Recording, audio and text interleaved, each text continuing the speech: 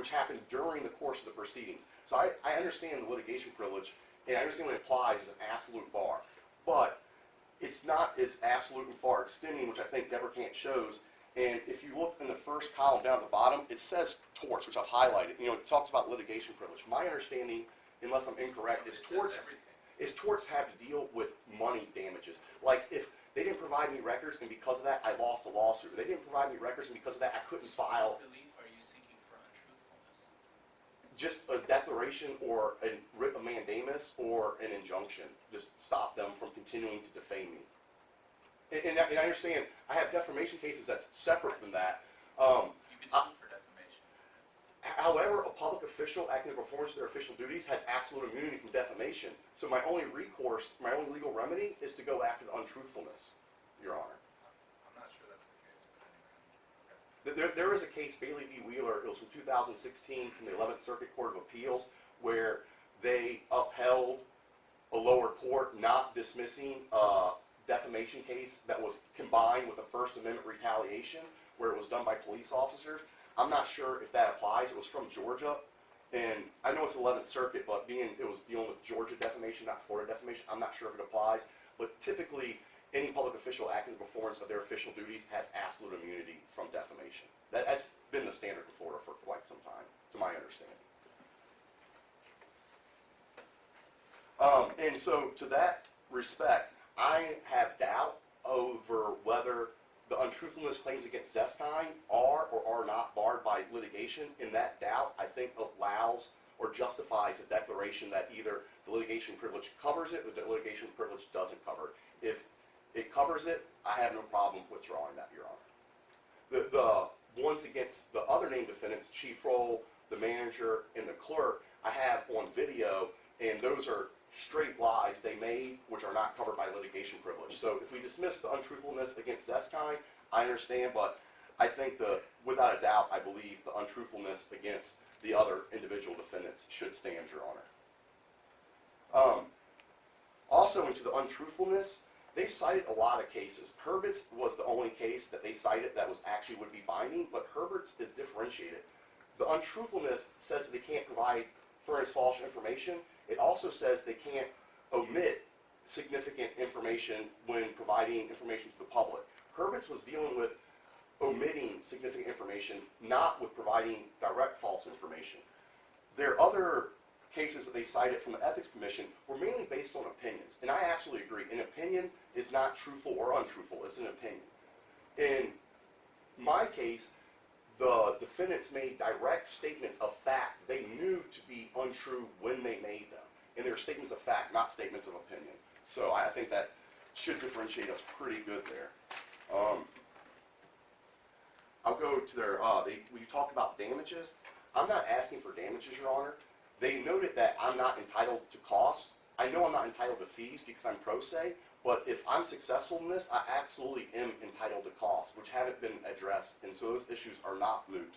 Do you have a case that says that a pro se person is entitled to no costs, not fees. Just my filing fee, my court reporter.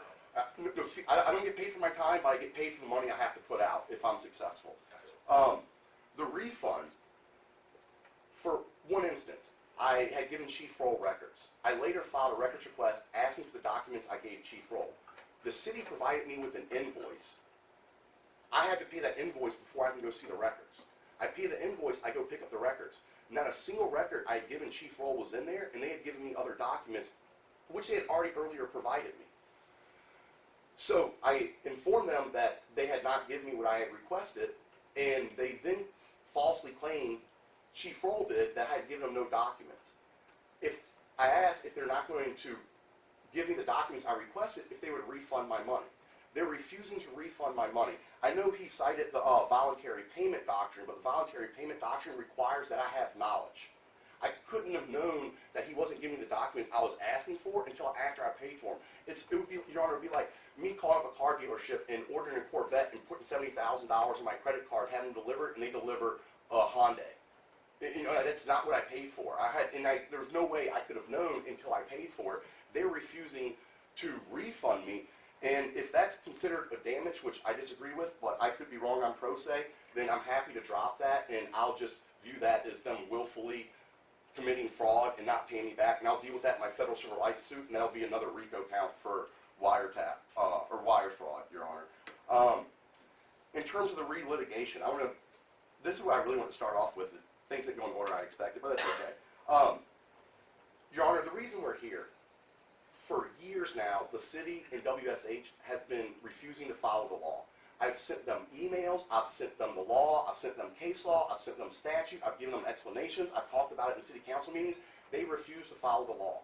That led to the filing of the last lawsuit. During the course of the last lawsuit, they continued to violate the law, which made me file this lawsuit. I also included in this folder that I gave you are at least 3 other violations that they've made of public records since I've amended the lawsuit, Your Honor. They absolutely refuse to comply with the law, and that's why I wanted an injunction. I want them to follow the law.